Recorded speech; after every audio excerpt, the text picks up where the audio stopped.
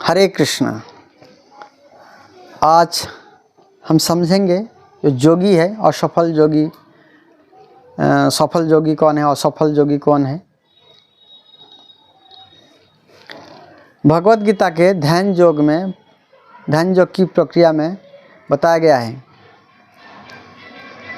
प्रक्रिया को अस्वीकार करती है वह इसे एक प्रामाणिक पद्धति के रूप में पहचानता है, लेकिन यह आगे इंगित करता है कि इस युग में यह संभव नहीं है, क्योंकि योग संभव नहीं है।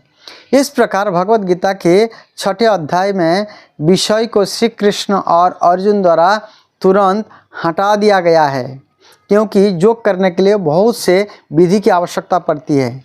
अर्जुन आगे पूछते हैं, अयोति श्रद्धयोपेत योगा च कलित मानसः अप्राप्य योग संसिद्धिम काम गतिम कृष्ण गच्छति।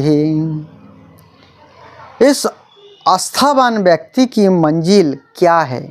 अर्जुन पूछ रहे। जो दृढ़ नहीं रहता, जो शुरुआत में आत्म साक्षात्कार की प्रक्रिया अपनाता है, लेकिन जो बाद में सांसारिक मानसिकता के कारण विमुख हो जाता है और इस प्रकार रहस्यवाद में पूर्णता प्राप्त नहीं कर पाता।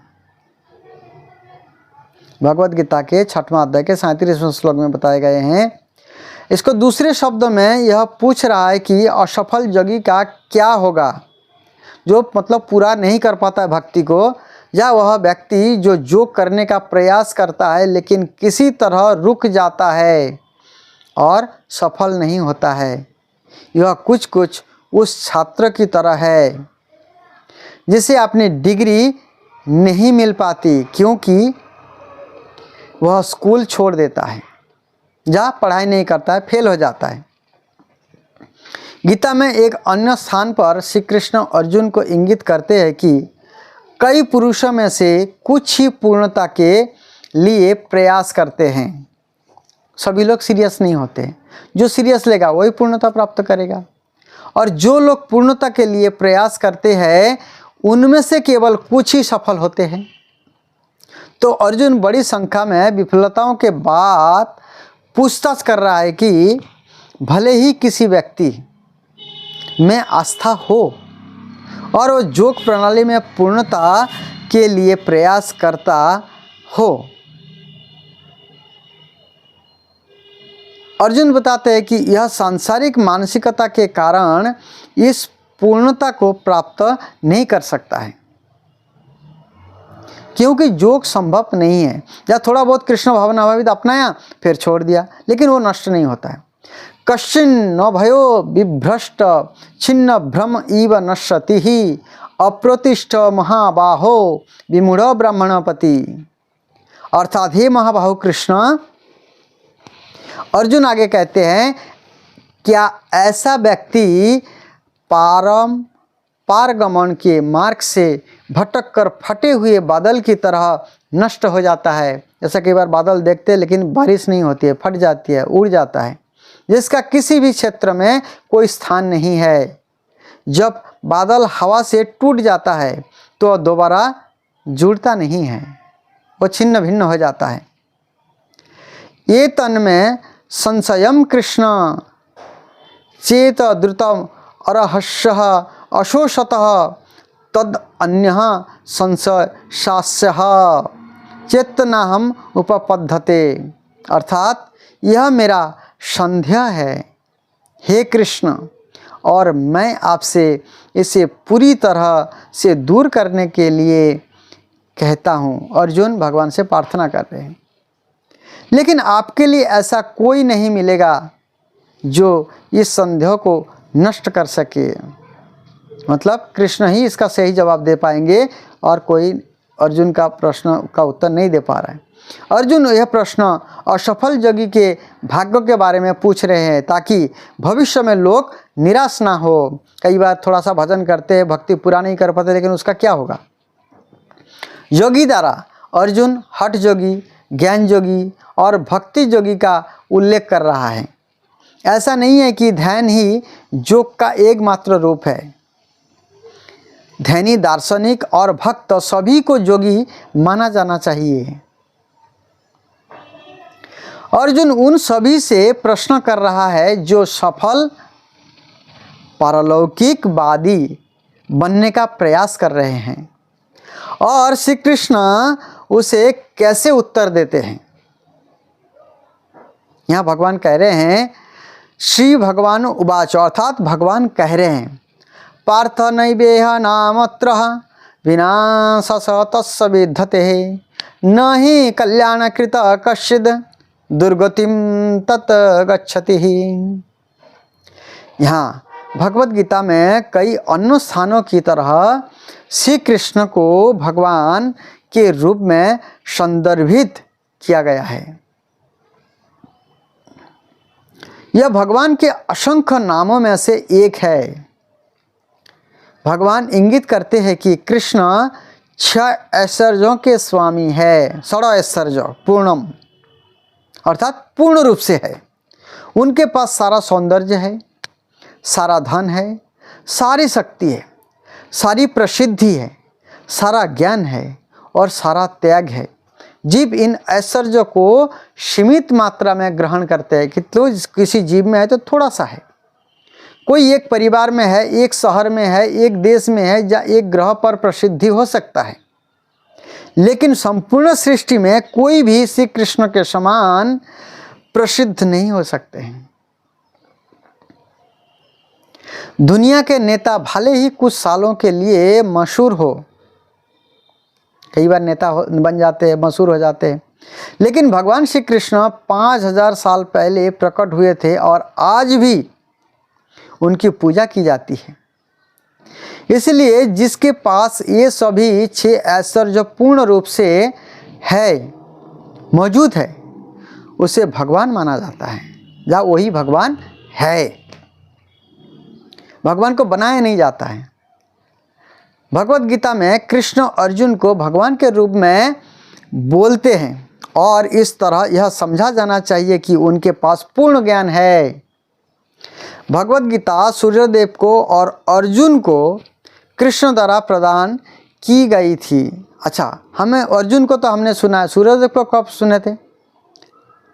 सूर्यदेव को भगवान 12 करोड़ 4 लाख साल पहले दिए थे।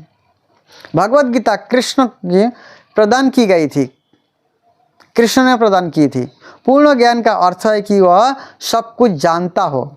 जो जानता है वो केवल ईश्वर का गुण है। क्योंकि कृष्ण सब कुछ जानते हैं, इसलिए अर्जुन असफल योगी के भाग्य के बारे में उनसे यह प्रश्न पूछ रहे हैं। क्योंकि अर्जुन का जन्म हुआ है, बहुत सारा जन्म हुआ है, इसलिए सारे ज्ञान को भूल गए, लेकिन कृष्ण का जन्म होता नहीं, इसलिए कुछ भूलता नहीं। अर्जुन के लिए सत्य का अनुसंधान करने की कोई संभावना नहीं है। उसे बस पूर्ण स्रोत से सत्य प्राप्त करना है, और वही शिष्य उत्तराधिकार की प्रणाली है। क्योंकि शिष्य जो होते कोई अपना नहीं चलाते, जो गुरु परंपरा से प्राप्त होते वही आगे बढ़ाते हैं। क्योंकि कृष्ण पूर्ण है और कृष्ण से मिलने वाला ज्ञान भी पूर्ण है। यदि अर्जुन को वह संपूर्ण ज्ञान प्राप्त होता है और हम इसे अर्जुन से प्राप्त करते हैं जैसे कि उन्हें बताया गया था, तो हम भी पूर्ण ज्ञान प्राप्त होते हैं, हमें भी पूर्ण ज्ञान प्राप्त होते हैं, हमें भी पूर्ण ज्ञान मिल रहा है अर्जुन के माध्यम से, भगवान श्री कृष्ण के माध्यम से, गुरु परंपरा के माध्यम से। और यह ज्ञान क्या है? धन्य भगवान ने कहा, पृथा के पुत्र शुभ गतिविधियों में लगे एक दिव्यवादी कौन तो इस दुनिया में और ना ही आध्यात्मिक दुनिया में विनाश का सामना करना पड़ता है।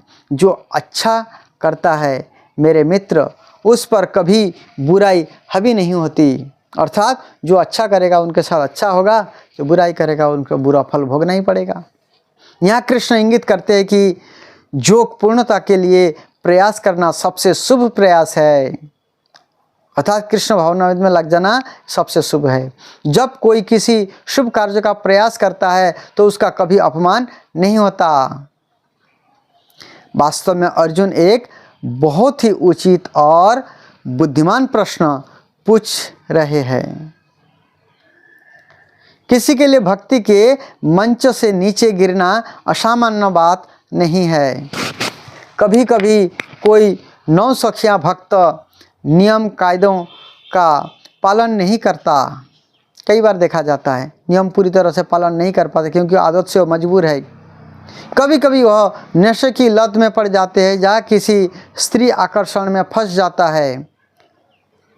ये जोग पूर्णता के मार्ग में बाधाएं हैं, ये सब बाधाएं हैं, लेकिन वो धीरे धीरे सुधर जाएगा कृष्ण की कृपा से। लेकिन श्री कृष्ण एक उत्साहवर्धक उत्तर देते हैं, क्योंकि अर्जुन से कहते हैं कि भले ही कोई ईमानदार से केवल 1% आध्यात्मिक ज्ञान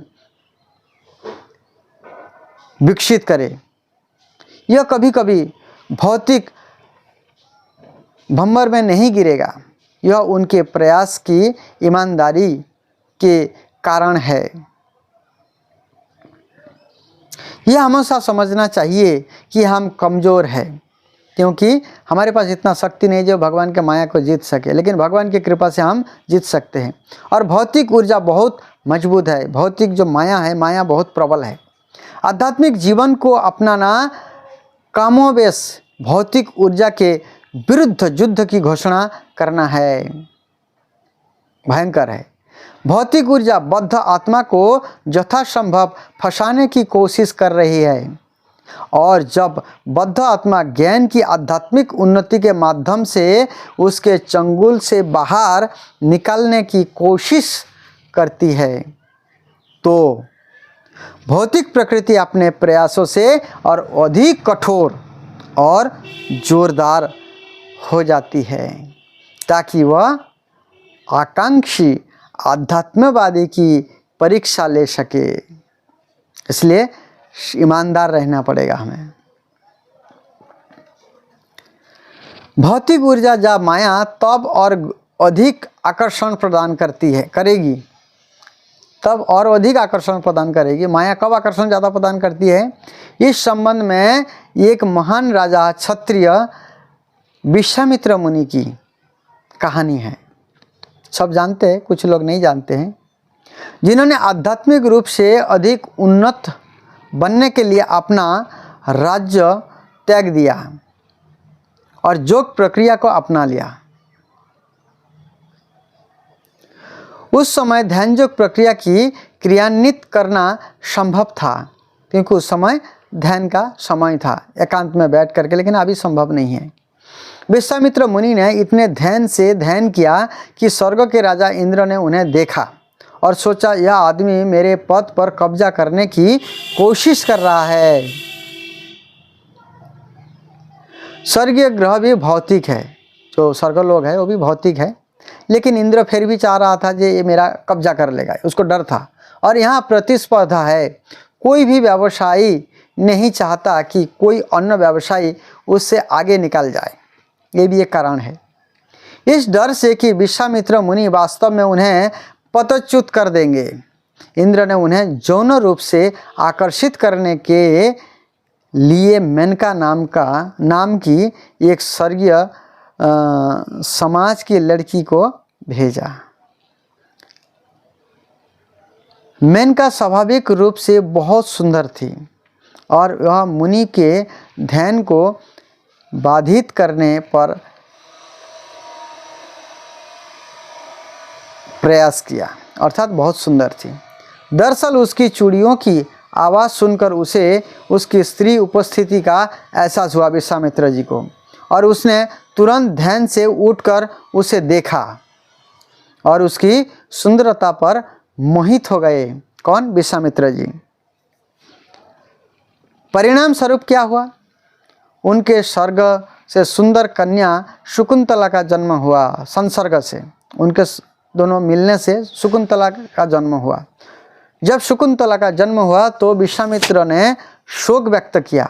वह मैं बस आध्यात्मिक ज्ञान विकसित करने की कोशिश कर रहा था और फिर से मुझे फंसा दिया गया, क्योंकि वो स्त्री संभोग में लग गए और एक लड़की का जन्म हुआ। यह भागने ही वाला था कि मेनका अपनी खूबसूरत बेटी को उसके सामने लाई और उसे दंडित किया। उसकी विनती के बावजूद विश्वामित्र ने किसी भी तरह जाने का फैसला किया अर्थात उनको समझ में आ गया मुझे इस चंगुल से बचना है, इस बेटी से मेरा कोई लेना देना नहीं है। तो मेनका भी उस बेटी को छोड़ करके चली जाती है। इस प्रकार जोग पथ पर विफलता की पूरी संभावना है। यहाँ तक कि विश्वामित्र मुनि जैसे महान ऋषि भी भौतिक आकर्षण के कारण नीचे गिर सकते हैं। इसलिए जोग संपूर्ण सिद्धि नहीं है, भक्ति ही संपूर्ण सिद्धि है। हालांकि कुछ समय के लिए मुनि गिर गए, उन्होंने फिर से योग प्रक्रिया जारी रखने का संकल्प किया और वह हमारा संकल्प होना चाहिए, क्योंकि हमें भी भक्ति करते समय किसी भी तरह चीज़ों से फंसना नहीं चाहिए। केवल कृष्ण की शरण में रहना चाहिए, कृष्ण की सेवा में रहना चाहिए। कृष्ण हमें सूचित करते हैं कि ऐसा असफलताएं निराशा का कारण नहीं होना चाहिए, हमें भी ऐसे निराश नहीं होना चाहिए। इसलिए हमें बुद्धिमान बनना पड़ेगा। प्रसिद्ध कहावत है कि असफलता ही सफलता का आधार है। विशेष रूप से आध्यात्मिक जीवन में विफलता हतोत्साहित नहीं करती है, उसे कुछ सीख मिलता है। कृष्ण बहुत स्पष्ट रूप से कहते हैं कि भले ही विफलता हो, ना तो इस लोक में और ना ही अगले लोक में कोई हानि होती है। जो कोई भी आध्यात्मिक संस्कृति की इस शुभ राह को अपनाता है, वह कभी भी पूरी तरह से पराजित नहीं होता। इसलिए भगवान कहते हैं न्या विक्रम अनुसहस्ति प्रत्यवाय न विद्यते स्वल्पम अपश्य धर्म शत्रायते भवतो भयात। कृष्ण भावना में थोड़ा सा प्रयास करने से भी महान से महान भय से हम बच सकते हैं। आप असफल अध्यात्मवादी का वास्तव में क्यों होता है, श्री कृष्ण विशेष रूप से बताते हैं। प्राप्य पुण्यकृतं लोकन अनुषित शाश्वती समः शुचिनं श्रीमतं गेहे योगभ्रष्ट अभिजायते। श्रीमद् भगवद गीता के 6वां अध्याय के 41वां श्लोक में बताया गया है, जो जोगी होते हैं जैसे उनका पुण्य खत्म हो जाता है वो इस संसार में फिर से वापस आते हैं। अथवा जोगी नाम अपि कुले भवति धीमतम एतद् दुर्बलतरम लोक जन्म इव ईदृशम। अर्थात असफल योगी पवित्र जीवों के ग्रहों पर कई वर्षों तक आनंद लेने के बाद धर्मी लोगों के परिवार में या अमीर अभिजात वर्ग के परिवार में पैदा होता है। अर्थात उस पद को छोड़ करके फिर से इस मनुष्य जीवन में आना पड़ता है, फिर से भौतिक जगत में आना पड़ता है। अथवा यह अपना जन्म दिव्य दियों के परिवार में जन्माता है, जो निश्चित रूप से ज्ञान में महान है। सचमुच ऐसा जन्म इस संसार में दुर्लभ है, ऐसा जन्म भी दुर्लभ है, लेकिन कोई भाग्यशाली जीवों को इस प्रकार से होता है। ब्रह्मांड में कई ग्रह हैं और उच्च ग्रहों पर अधिक सुविधाएं भी है। जीवन की अवधि लंबी है और निवासी अधिक धार्मिक और ईश्वर भक्त है, क्योंकि वो सुलझे हुए व्यक्ति है। चूँकि ऐसा कहा जाता है कि पृथ्वी पर 6 महीने उच्च ग्रहों पर एक दिन के बराबर होता है। यहाँ का 6 महीना और देवता लोग के एक दिन। असफल योगी इन उच्च ग्रहों पर कई वर्षों तक रहते हैं। वैदिक साहित्य में उनके जीवन काल को 10,000 वर्ष तक चलने वाला बताया गया है, मतलब 10,000 वर्ष वहाँ का समय। इसलिए यदि कोई असफल होता है तो भी उसे इन उच्च ग्रहों पर पदोन्नत किया जाता है, परंतु कोई यहाँ सदैव नहीं रह सकता, क्योंकि वो रहने के लिए नहीं है, वो भी हमेशा ध्वंस में चला जाता है, उसका भी नाश हो जाती है। जब किसी के पवित्र कार्यों का फल समाप्त हो जाता है तो उसे पृथ्वी पर लौटना पड़ता है, क्योंकि जितना पैसा होगा उतना सेवा होगी। फिर भी इस ग्रह पर लौटने पर भी असफल योगी को भाग्यशाली परिस्थितियों का सामना करना पड़ता है, क्योंकि वह अपना जन्म या तो बहुत अमीर परिवार में या एक पवित्र परिवार में लेता है, क्योंकि उसका फल भी होता है, क्योंकि अच्छा स्थान से आ रहा है, इसलिए उसको इस प्रकार से मौका दिया जाता है। आमतौर पर कर्म के नियम के अनुसार यदि कोई पवित्र कर्म करता है तो उसे अगले जन्म में एक बहुत ही कुलीन परिवार में या बहुत अमीर परिवार में जन्म मिलता है। या यह एक महान विद्वान बन जाता है, या यह बहुत सुंदर पैदा होता है। किसी भी स्थिति में जो लोग ईमानदारी से आध्यात्मिक जीवन शुरू करते हैं, उन्हें अगले जीवन में मानव जन्म की गारंटी मिलती है। न केवल मानव जन्म बल्कि एक बहुत ही पवित्र या बहुत अमीर परिवार में जन्म मिलता है। इस प्रकार ऐसे अच्छे जन्म वाले व्यक्ति को यह समझना चाहिए कि उसका भाग्य उसके पिछले पवित्र कार्यों और भगवान की कृपा के कारण है। लेकिन कुछ लोग क्या करते हैं, ये मौका भी गवा देते हैं, इस जन्म में ऐसे बुरे कार्य करने लगते हैं, फिर पशु जन्म में चले जाते हैं। ये सुविधाएं भगवान द्वारा दी गई है, जो हमें उसे प्राप्त करने के साधन देने के लिए हमेशा तैयार रहते हैं। कृष्ण व्यास यह देखना चाहते हैं कि हम ईमानदार हैं। श्रीमद् भागवतम में भी यह कहा गया है कि प्रत्येक व्यक्ति का जीवन में अपना कर्तव्य है, चाहे उसकी स्थिति कुछ भी हो और उसका समाज कुछ भी हो। हालांकि यदि यह अपना निर्धारित कर्तव्य छोड़ देता है और किसी भी तरह या तो भावना या संगति या पागलपन या किसी भी तरह से कृष्ण की शरण लेता है, वो बहुत भाग्यशाली हो जाता है।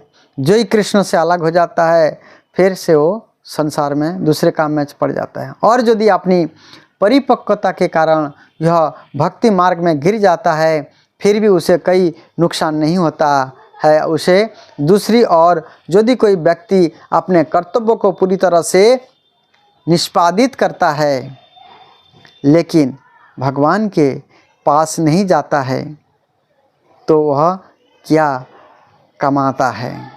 उसका जीवन सचमुच लाभहीन है। लेकिन जो व्यक्ति कृष्ण के पास पहुंच गया है, वह बेहतर स्थिति में है, भले ही वह योग मंच से नीचे गिर जाए, क्योंकि कृष्ण की शरण लेने से सारा कुछ संपूर्ण कृष्ण कर्म कैले सर्व कर्म कृत है। कृष्ण की शरण लेने से सारा कार्य जो है पूरा हो जाता है, क्योंकि कृष्ण के सेवा के बिना, कृष्ण की कृपा के बिना कुछ नहीं हो सकता है।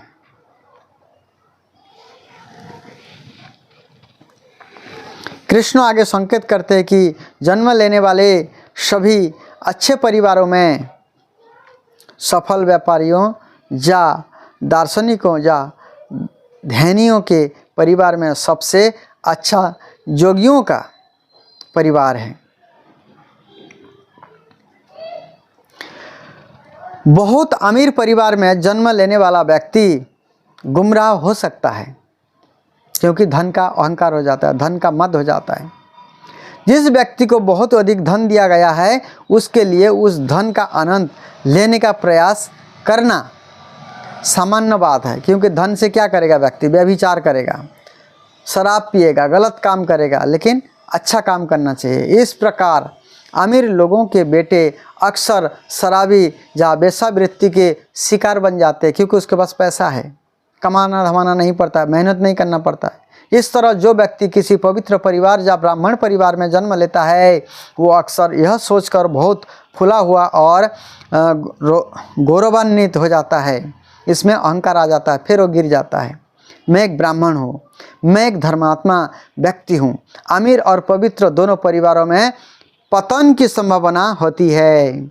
इसलिए ऐसे लोग जो अमीर है, जो अच्छे कुल का है, उनको संभाल के रहना चाहिए, अहंकार नहीं आना चाहिए। अहंकार के बाद गिरना निश्चित है। लेकिन जो व्यक्ति योगियों या भक्तों के परिवार में जन्म लेता है, उसके पास उस आध्यात्मिक जीवन में फिर से विकसित करने का बेहतर मौका होती है। इसलिए भक्तों के घर में जन्म लेना सबसे उत्तम बातें हैं। कृष्ण अर्जुन से कहते हैं